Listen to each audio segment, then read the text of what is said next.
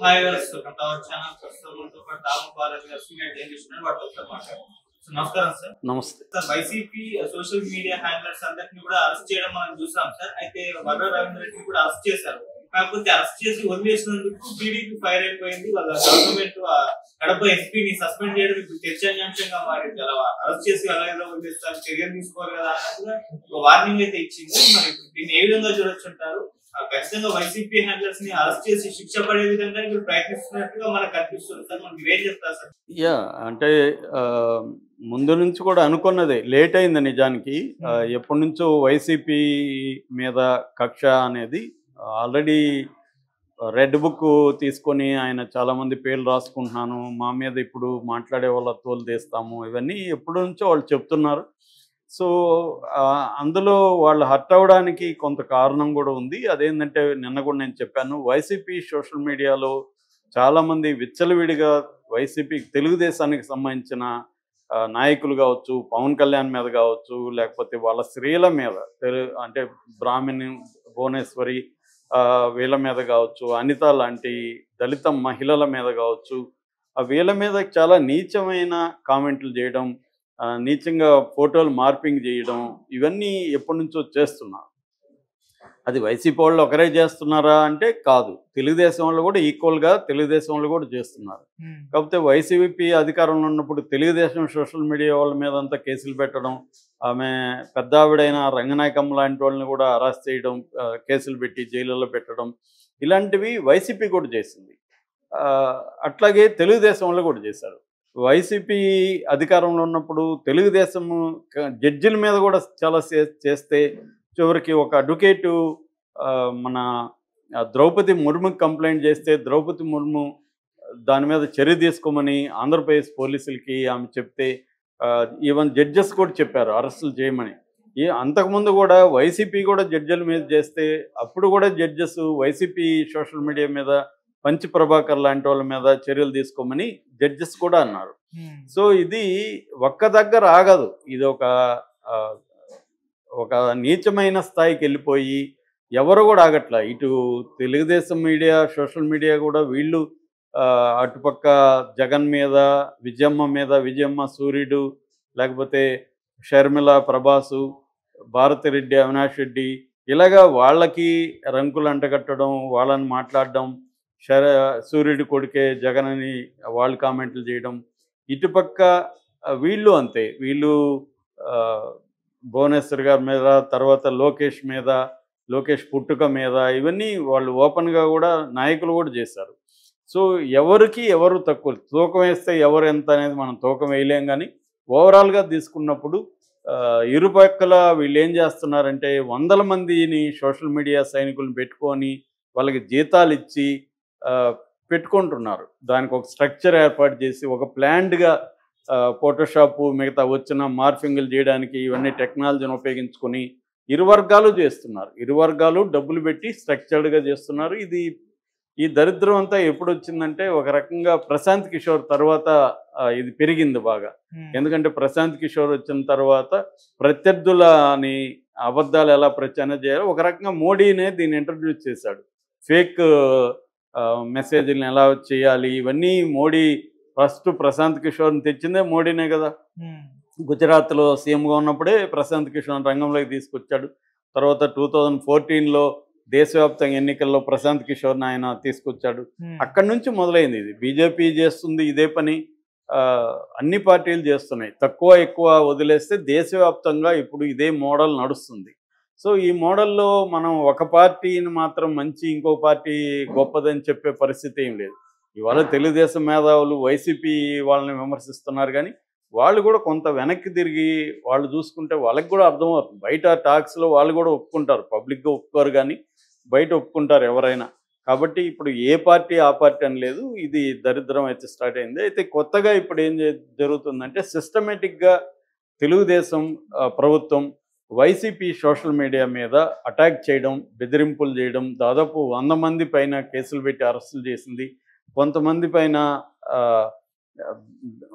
3rd degree కూడా ఉపయోగిస్తుంది, కొడుతున్నారు, టార్చర్ పెడుతున్నారని కూడా నిన్న కూడా విజయసాయిరెడ్డి ఆరోపించాడు. అందుకు వాళ్ళు కూడా సెంట్రల్ కమాండ్ కంట్రోల్ రూమ్ ఏర్పాటు చేశారు. అందులో 24/7 అందుబాటులో ఉండేట్టుగా టీమ్స్ని ఫామ్ చేశారు. లీగల్ టీమ్స్ ఎక్కడికక్కడ పోలీస్ స్టేషన్కి వెళ్ళాలి, లోకల్ నాయకులు వెళ్ళాలి అనేది చేస్తున్నారు. అట్లాగే వైసీపీకి కూడా పోలీసుల్లో కావచ్చు, బ్యూరోక్రసీలో కావచ్చు పట్టు ఉంటుంది. ఎందుకంటే మొన్ననే 5 ఏళ్లుగా పరిపాలించారు కాబట్టి వాళ్ళ మనుషులు ఉండే అవకాశం ఉంది. వాళ్ళు కూడా వీళ్ళకి సపోర్ట్ చేసే విధంగా వాళ్ళు ట్రై చేస్తున్నారు.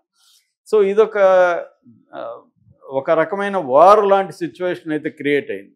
చంద్రబాబు మరి దీన్ని ఎందుకు నేను కక్ష రాజకీయాలు చేయలేనని ఆయన చెప్తుంటాడు.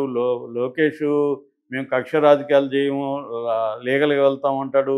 పవన్ కళ్యాణ్ అదే చెప్తున్నారు. కానీ ఆచరణలో చూస్తే వాళ్ళు డే 1 నుంచి ఈ కూటమి ప్రభుత్వం రివెంజ్ పాలిటిక్స్లోనే ఉంది, అదే పనిచేస్తుంది. దీనికి 2 కారణాలు. ఒకటి, వైసీపీ శ్రేణులను నిర్వీర్యం చేయాలి, వైసీపీ తమ ప్రభుత్వ వైఫల్యాలకు వ్యతిరేకంగా పోరాటం చేయకుండా వాళ్ళని కట్టడి చేయాలి అనేది ఒకటైతే, రెండోది రివెంజ్ కూడా ఉంటుంది. రివెంజ్ గతంలో వీళ్ళు మమ్మల్ని తిట్టారు కాబట్టి మేము వచ్చినాక వీళ్ళ తాడు తీస్తామనే ఒక రివెంజ్.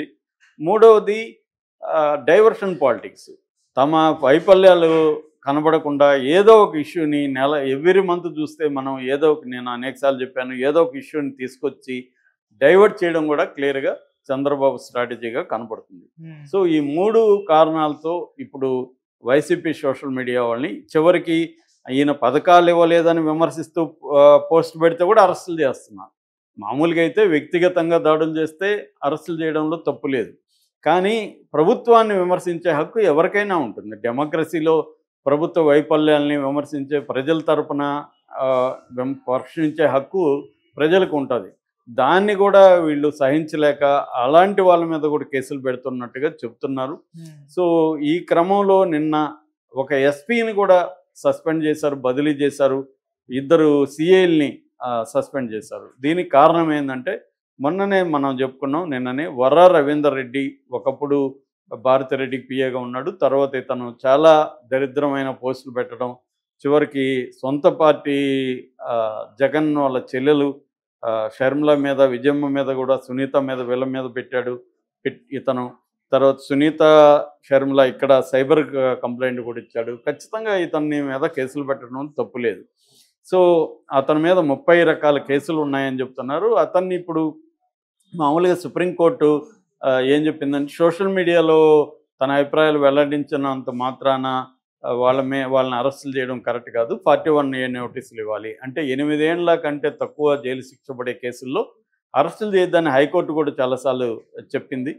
సో ఆ రకంగా వీళ్ళకి 41A నోటీస్ ఇచ్చి వీళ్ళు పోలీస్ స్టేషన్కి పిలిపించారు. అయితే ఇక్కడ ఏంటంటే, కడప పోలీస్ స్టేషన్లో ఈ అబ్బాయి వర్రా రవీందర్ రెడ్డి ఉన్నప్పుడు మఫ్టీలో రాజంపేట పోలీసులు బయట ఉన్నారు. ఇతను బయటికి రాగానే మళ్ళీ అరెస్ట్ చేసి తీసుకెళ్లాలని. ఎందుకంటే ఇప్పుడు 30 కేసులు పెట్టి 30 పోలీస్ స్టేషన్లు తిప్పుతూ ఇవాళ జరుగుతూ ఉంటే వీడిని ప్రాసెస్ ఇస్ ద పనిష్మెంట్ అని నేను చాలాసార్లు చెప్పాను. సో అలా వాళ్ళని వేధించాలి అనేది ఇప్పుడు చంద్రబాబు ప్రభుత్వం ప్లాన్. అయితే బయట అతన్ని వీళ్ళకి అప్పగించకుండా ఈ పోలీస్ స్టేషన్లో సిఐ ఆయన వెంకటేశ్వర్లు అనేసి కడప సిఐ అప్పగించకుండా వదిలేశారని. సో తను బయట సరే వదిలేశాడు, ఓకే. వీళ్ళు ఎందుకు గుర్తుపట్టలేదు అతన్ని అనేది తెలీదు. అతనేమో మీడియా అని చెప్పి వెళ్ళిపోయాడని. సో ఇప్పుడు దాని మీద వచ్చినప్పుడు వీళ్ళు ఈ సిఐ కడప సిఐ వెంకటేశ్వర్లు, తర్వాత కడప చిన్న చౌకు పోలీస్ స్టేషన్లో సిఐ తేజమూర్తి, వీళ్ళు అతనికి హెల్ప్ చేశారు వాంటెడ్లీ. కానీ వైసీపీ వాళ్ళు ఫోన్లు చేస్తే దాని ప్రకారం హర్షవర్ధన్ రాజు కడప ఎస్పీ ఇతనే వదిలిపెట్టమని ఆదేశించాడు అని చెప్పి దీని మీద కర్నూలు డిఐజీ కోయా ప్రవీణ్ని ఆదేశించాడు చంద్రబాబు, నువ్వు వెళ్ళి దీని మీద ఎంక్వైరీ చేయని. ఈయన వెళ్ళి హర్షవర్ధన్ రాజును కలిశాడు. సో దాని నుంచి వీళ్ళకి ఇప్పుడు సస్పెన్షన్ వచ్చింది. హర్షవర్ధన్ రాజుకు బదిలీ వచ్చి ఆంధ్రప్రదేశ్ హెడ్ క్వార్టర్స్లో రిపోర్ట్ చేయమన్నారు. అన్నమయ్య జిల్లా ఎస్పీ వాసన విద్యాసాగర్ ఆయన్నే ఇప్పుడు తాత్కాలికంగా కడప ఎస్పీగా నియమించారు. సో ఈ సీరియస్గా జరిగింది. దీంతోపాటు ఇంకొక ఇన్సిడెంట్ కూడా జరిగింది. అదేంటంటే, ఇతను మన బోరుగడ్డ అనిల్ కుమార్ అతన్ని మంగళగిరి నుంచి రాజమండ్రి జైలుకి తీసుకెళ్తూ మధ్యలో ఒక హోటల్లో బిర్యానీ తినడానికి వీళ్ళు అలో చేశారని 8 మందిని సస్పెండ్ చేశారు. ఇదొక అంశం. అంటే వాళ్ళకి భోజనం పెట్టించడం మామూలుగా అయితే ఖైదీల్ని జైలుకి తీసుకెళ్లేటప్పుడు భోజన వేళ అయితే భోజనాలు పెట్టిస్తారు. ఇప్పుడు నేను కూడా చాలాసార్లు నన్ను తీసుకెళ్ళేటప్పుడు నేను టిఫిన్లు తినేవాడిని, వాళ్ళకు కూడా నేను నా ఖర్చుతో పెట్టించేవాడిని.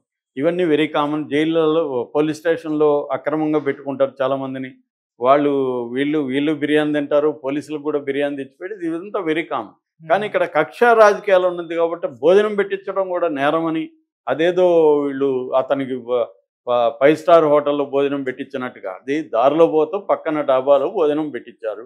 అది భోజనం రైస్ తింటే ఏంటి, బిర్యానీ తింటే ఏంటి? వాడిష్టం కదా అది. బిర్యానీ తింటే అంటే రైస్ తింటే తప్పు లేదు, బిర్యానీ తింటే తప్ప? ఇలా ఉంటుందన్నమాట మీడియా. అంటే తెలుగుదేశం మీడియా దాన్ని పెద్ద ఎత్తున ప్రచారం చేసి వాళ్ళ సస్పెండ్ చేయడం. అంటే ఏ స్థాయి వికృత రాజకీయాల వైపుగా పయనిస్తున్నట్టు అర్థమవుతుంది. ఇది తెలుగుదేశానికి కూడా మంచిది కాదు. ఎందుకంటే ప్రజల్లో నెగిటివిటీ వస్తుంది. ఇప్పుడు వైసీపీ వాళ్ళు చేసిందని వీళ్ళు చేస్తే తేడా ఏముంటుంది? ఇంకా వైసీపీ వీళ్ళని ఎందుకు ఎన్నుకోవాలి ప్రజలు? ఇద్దరు వెధవలు అని జనాలకు అర్థమయ్యేస్తుంది తప్ప, వాడు వెధవ పని చేశాడు, నేను చేయట్లేదు చూడని చెప్పగలగాలి తప్ప, వాడు వెధవ పని చేశాడు, నేను అంతకంటే ఎక్కువ వెధవ పని చేస్తాను అని చెప్పుకుంటున్నట్టు ఉంది తప్ప. రాధాకృష్ణ కూడా ఆ మధ్య సాక్షి మీద కథనం ఇట్లాగే రాశాడు, మీరు అప్పుడు చేయలేదా, అప్పుడు చేయలేదు. అప్పుడు అవన్నీ చేశారు కాబట్టే కదా వాళ్ళని ఓడించారు. మళ్ళీ మేము కూడా చేస్తా అంటే మీ ఇద్దరికి తేడా ఏముంటుంది? కాబట్టి అది ఆలోచించుకోవాలి వీళ్ళు కూడా.